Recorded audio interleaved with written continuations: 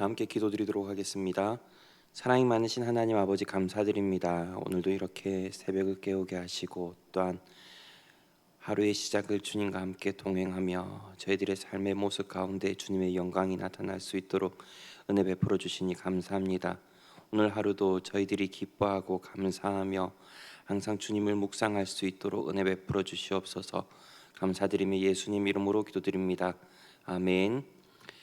다 함께 성경 봉독하도록 하겠습니다. 오늘 주시는 말씀은 창세기 41장 37절에서부터 57절까지 말씀입니다. 창세기 41장 37절에서부터 57절까지 말씀입니다. 제가 가진 성경은 구약 성경 64페이지입니다. 다 찾으신 줄 알고 제가 봉독해서 올려드리도록 하겠습니다. 바로와 그의 모든 신하가 이 일을 좋게 여긴지라. 바로가 그의 신하들에게 이르되 이와 같이 하나님의 영에 감동된 사람을 우리가 어찌 찾을 수 있으리요 하고 요셉에게 이르되 하나님이 이 모든 것을 내게 보이셨으니 너와 같이 명찰하고 지혜 있는 자가 없도다. 너는 내 집을 다스리라. 내 백성이 다 내 명령에 복종하리니 내가 너보다 높은 것은 내 왕자뿐이니라.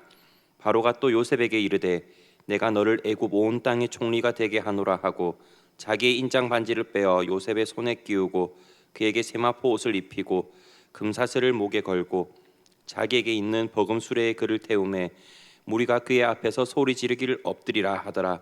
바로가 그에게 애굽 전국을 총리로 다스리게 하였더라.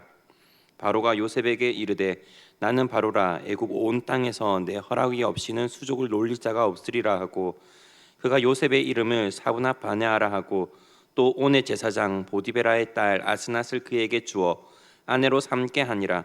요셉이 나가 애굽 온 땅을 순찰하니라. 요셉이 애굽 땅 바로 앞에 설 때에 30세라. 그가 바로 앞을 떠나 애굽 온 땅을 순찰하니 7해 풍년에 토지 소출이 심히 많은지라. 요셉이 애굽 땅에 있는 그 7년 곡물을 거두어 각 성에 저장하되 각 성읍 주위에 밭의 곡물을 그 성읍 중에 쌓아두매 쌓아둔 곡식이 바닷모래같이 심이 많아 세기를 그쳤으니 그 수가 한이 없음이었더라. 흉년이 들기 전에 요셉에게 두 아들이 나되 곧 온의 제사장 보디베라의 딸 아스낫이 그에게서 낳은지라. 요셉이 그의 장남의 이름을 므낫세라 하였으니 하나님이 내게 내 모든 고난과 내 아버지의 온 집의 일을 잊어버리게 하셨다 하며 차남의 이름을 에브라임이라 하였으니 하나님이 나를 내가 수고한 땅에서 번성하게 하였다 함이었더라. 애굽 땅에 7해 흉년이 그치고 요셉의 말과 같이 7해 흉년이 들기 시작하매 각국에는 기근이 있으나 애굽 온 땅에는 먹을 것이 있더니 온 땅이 굶주림에 백성이 바로에게 부르짖어 양식을 구하는지라. 바로가 애굽 온 백성에게 이르되 요셉에게 가서 그가 너희에게 이르는 대로 하라 하니라. 온 지면에 기근이 있음에 요셉이 모든 창고를 열고 애굽 백성에게 발세 애굽 땅에 기근이 심하며 각국 백성도 양식을 사려고 애굽으로 들여와 요셉에게 이르렀으니 기근이 온 세상에 심함이었더라. 아멘. 오늘은 준비된 사람은 어떤 사람인가라는 제목으로 말씀을 전하고자 합니다. 다들 아시다시피 오늘 본문은 요셉이 바로의 꿈을 해석해주고 난 뒤에 일어나게 되는 바로와 그 신하들의 반응으로부터 시작돼서 그 꿈을 해석해서 요셉이 애굽의 총리의 자리에 오르게 되고 또 그 꿈 내용대로 애굽 땅에 7년의 풍년과 또 7년의 흉년이 들게 되는 이야기를 다루고 있습니다. 요셉은 그동안 17세의 나이에 애굽의 노예로 팔려와서 30살이 되는 나이가 되기까지 약 13년 동안 종과 제수의 신분으로 지내면서 여러 모양으로 훈련과 연단을 받았음을 우리는 알 수 있습니다. 마치 모세가 왕자의 신분에서 목자의 신분으로 그리고 민족의 지도자의 신분으로 변신했던 것처럼 요셉 역시도 한때는 부잣집 도련님에서 또 거기서 노예로 그리고 죄수로 그리고 이제는 당대 최강의 강대국인 애굽의 총리에까지 오르게 되었다는 것입니다.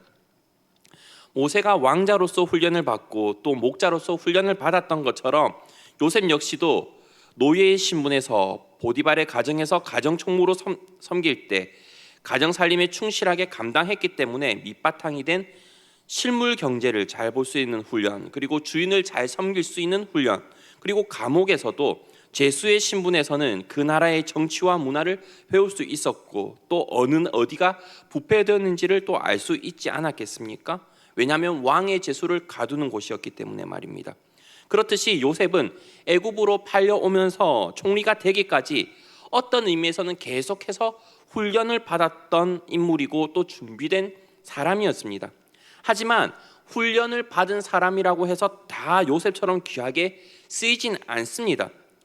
요셉처럼 자신이 어떤 상황에 있다는 것을 알아야 되고 또 귀하게 쓰일 때를 대비하여 철저히 준비되고 성실하게 살아야만 되기 때문입니다. 우리 역시도 일상의 생활 가운데 끊임없이 훈련을 받고 연단을 받고는 있지만 하나님께서 준비하신 때를 위해서 우리를 연단시키고 있다는 생각은 우리는 거의 하지 않습니다. 아마 대개 그런 생각을 하면서 지내지 않기 때문이라고 생각을 합니다. 그렇기 때문에 우리는 요셉을 통해서 배울 수 있어야 됩니다. 제일 먼저는 요셉은 과연 어떤 자세로 섬겼는가라는 것을 우리는 묵상해 보아야 된다는 것입니다. 요셉은 그동안 많은 사람을 섬겼습니다. 때로는 아버지 밑에서 부모님의 일을 도우며 부모님의 일을 도왔습니다. 섬겼습니다. 때로는 형들의 잘못된 일을 고자질하기도 했고 아버지의 심부름도 했었습니다. 요셉은 아버지 야곱의 밑에서만 곱게 섬길 수 있었지만 형들의 시기 질투로 인해서 애굽 땅에 와서는 또 누구를 섬겼습니까? 가장 먼저는 애굽의 시위대장 보디발의 가정에서 그 가정을 섬기게 되죠. 섬기는 대상은 바뀌었지만 그는 그곳에서도 하나님이 함께 하심을 보디발로 하여금 인정하게 할 만큼 최선을 다해서 섬겼다는 것을 우리는 알고 있습니다. 그리고 이제는 그 대상이 누구로 바뀌게 됩니까? 애굽의 왕, 이제 그 바로를 섬기게 된다는 것입니다. 그런데 왕을 섬기기까지 계속해서 그 대상은 바뀌지만 요셉의 모습 그리고 요셉의 자세는 전혀 변함이 없다는 것을 우리는 알 수 있습니다. 왜냐하면 요셉은 그 대상이 누구든지 간에 최선을 다해서 섬겼기 때문입니다. 그것을 어디에서 알 수 있느냐 하면 바로 왕에게 총리로 간택되는 그 순간을 통해서 우리는 알 수 있다는 것입니다. 우리는 바로 왕이 그 나라의 점술사들과 현인들조차 아무도 풀지 못하는 꿈을 요셉이 풀어주었다는 것을 알 수 있습니다. 또 바로 왕 역시도 요셉에게 원했던 것은 그 꿈을 해석하는 것만이었습니다. 그런데 요셉은 그 꿈을 해석했다는 것을 다들 알고 계시지만 요셉은 그 나라에 살아가고 있는 백성으로서 한 가지 더 큰 일을 바로 왕에게 해주었다는 것입니다. 그것이 무엇이냐면 그 꿈을 해석하는 데서 그치는 것이 아니라 그 꿈의 내용대로 이루어질 것을 대비해서 방책을 마련해서 왕에게 가르쳐 주었다는 것입니다. 그것이 바로 우리가 오늘 본문을 통해서 요셉에게 배워야 될 가장 큰 능력이자 뛰어난 자세라는 것입니다. 되게 많은 사람들은 왕 앞에 서면 주눅이 들 것입니다. 심지어 요셉 같은 경우는 죄수의 신분이었습니다. 그래서 왕이 요구한 것만 대답했을 확률이 상당히 높습니다. 왜냐하면 죄인의 신분이었기 때문이죠. 만약에 우리라도 다름없었을 것입니다. 하지만 이 요셉은 왕이 요구한 꿈의 해석만 내놓은 것이 아니라 그 해석에서 그치는 것이 아니라 당당하게 죄수의 신분이지만 방책까지도 내어놓음으로써 왕으로부터 인정받지 않습니까? 그것은 애굽에서 살아가고 있는 백성 중에 한 명으로서 나라를 진심으로 생각하는 충신의 모습이었기 때문이라는 것을 우리는 알 수 있습니다. 비록 죄수의 신분이지만 그 누구보다도 애굽이란 나라를 좋아하고 사랑하고 사람들을 사랑했기 때문에 요셉은 그러한 방책을 마련해 주었다는 것입니다. 그래서 자신과 관련된 수많은 사람들이 고통당하는 일이 없기를 간절히 바라는 마음이 요셉에게 있었다는 것이죠. 그렇기 때문에 우리는 요셉을 통해서 우리는 어디에 있든지 무엇을 하든지 요셉과 같은 자세로 섬길 수 있어야 된다는 것입니다. 도련님의 신분일 때에도 아버지의 말씀에 순종했던 아들과 같은 자세, 또 노예의 신분일 때에도 최선을 다해서 주인의 일을 돌보고 가정의 일을 돕는 자세, 죄인의 신분임에도 불구하고 왕과 백성들을 진심으로 생각해서 왕이 요구했던 꿈 해석을 뛰어넘어 그 대안까지 마련해 줄 수 있는 자세, 그런 자세가 이 시대를 살아가고 있는 우리에게 필요한 것이라는 것입니다. 또 요셉은 애굽에서부터 하나님을 알지 못하고 또 하나님을 믿지 못하는 사람들을 섬겼습니다. 그러나 그 누구를 섬기든지 불평하지 않고 묵묵히 섬겼다는 것을 우리는 기억해야 된다는 것입니다. 또 두 번째, 우리가 오늘 본문을 통해서 배울 수 있는 것은 요셉은 항상 현장에서 직접 뛰는 사람이었다는 것입니다. 종으로 그리고 죄수로 생활을 한 지가 10년이 훌쩍 넘게 지났습니다. 이제 결혼도 하고 형편도 나아져서 이만하면 됐다라는 생각이 들 수도 있습니다. 심지어 이제 아들도 낳게 됐죠. 그런데 그럴 때쯤에 우리가 들 수 있는 생각이 방심입니다. 이만하면 됐다, 이제 10년 되겠지라고 생각이 들 수 있지 않겠습니까? 실제로 다윗이 그렇게 방심해서 밧세바를 범하지 않습니까?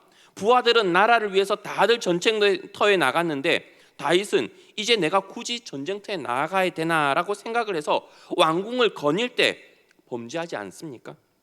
요셉도 그동안의 긴 세월의 노예와 죄수의 신분에 대한 보상으로 이만하면 됐다라고 생각이 들고 또 쉬고 싶었을 것입니다. 그런데 우리는 요셉이 바로 왕으로부터 총리에 임명되었을 때 어떻게 반응했는지 한번 살펴보고자 합니다.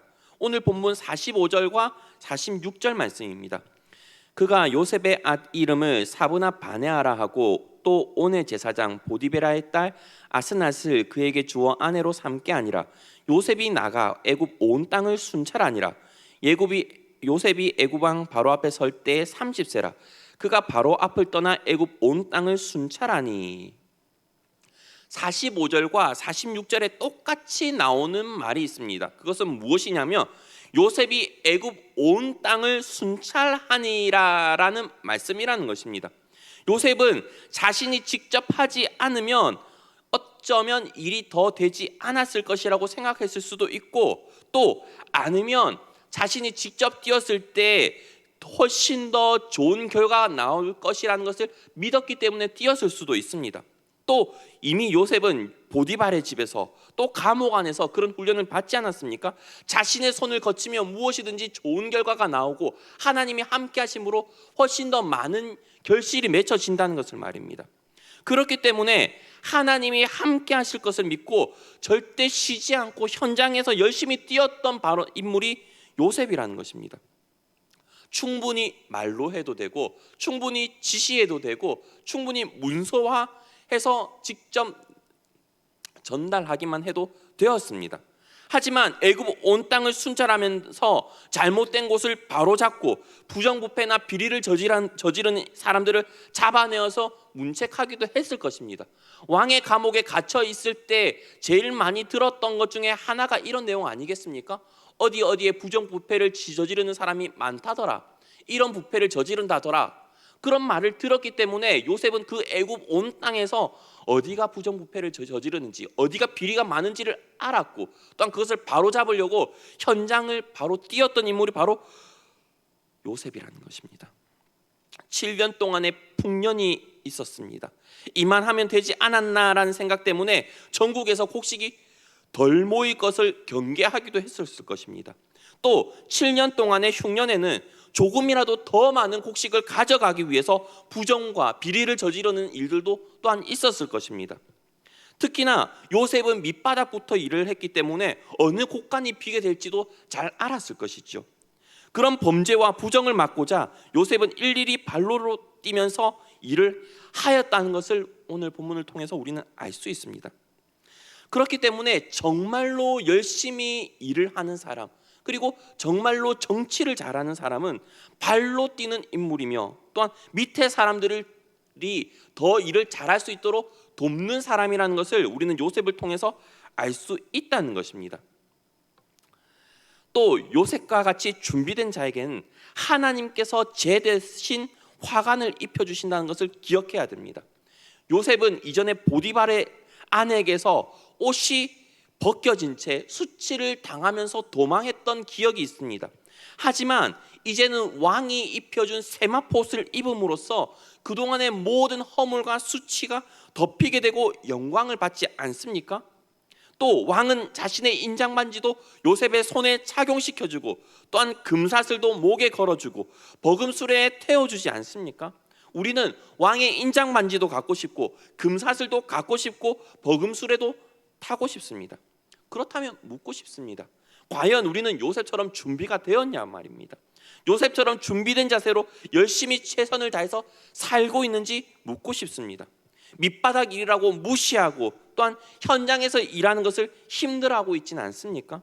사실 이 말씀은 저 역시도 자유롭지 않습니다. 왜냐하면 저 역시도 요셉처럼 언제나 최선을 다하면서 살아가고 있지는 못하기 때문입니다. 또 그렇게 누가 묻는다면 당당하게 네라고 말할 자신도 없습니다. 코로나19 때문에 녹화 방송으로 계속 대체가 되고 있기 때문에 때로는 밀려오는 부담감, 그 때문에 불평, 불만이 나오는 것도 사실 제 솔직한 속마음입니다. 그러나 요셉처럼 묵묵히 최선을 다하고 싶지만 부족하고 요셉과 같지 않아서 불평, 불만이 나오죠. 저만 그렇습니까? 어쩔 수 없는 불평, 불만이 나올 수 있는 상황 가운데서도 우리가 바라보아야 될 것은 요셉과 같은 정직함, 충실함, 성실함이라는 것을 우리는 알 수 있습니다. 그리고 요셉처럼 준비된 사람만이 하나님께서 들어써 주신다는 것입니다. 힘들어하고 있습니다. 모두가 힘들어하고 있는 이 시대 때 하나님께서 나를 어떻게 준비시키시는지, 그것을 또 어떻게 사용하기를 원하시는지 우리는 묵묵히 바라보면서 요셉처럼 준비된 사람이 되실 수 있어야 된다는 것입니다. 오늘 하루 주님께서 나를 어떻게 준비시키기를 원하시는지 묵묵히 기도하면서 그 해답을 얻으시는 하루 되시기 바랍니다. 기도하겠습니다. 사랑이 많으신 하나님 아버지, 감사드립니다. 오늘도 이렇게 주님의 말씀을 함께 묵상하며 또한 요셉과 같이 준비된 사람이 되길 위해서 간절히 기도드립니다. 우리는 어려운 일이 있을 때, 힘든 일이 있을 때 불평 불만을 먼저 하고 정말로 우리의 속마음을 주님께 아뢰기보다는 사람 앞에 먼저 그것을 내어놓으며 정말로 우리의 마음을 낙심시킬 때가 많습니다. 하지만 하나님 아버지, 오늘 말씀을 묵상하며 정말로 주님께서 크게 들어서 주시는 사람은 어떠한 환경 가운데서도 충심됨으로 말하고 일하고 또한 준비된 사람이라는 것을 함께 묵상하였습니다. 오늘 하루 저희들 철저히 준비될 수 있도록 도와주시옵시고 주님께서 원하시는 그때까지 정말로 충성되게 살아갈 수 있도록 우리의 마음과 생각을 지켜주시고 준비시켜 주시옵소서. 또한 그렇게 해주실 주님을 바라보며 감사드리며 예수님 이름으로 기도드립니다. 아멘.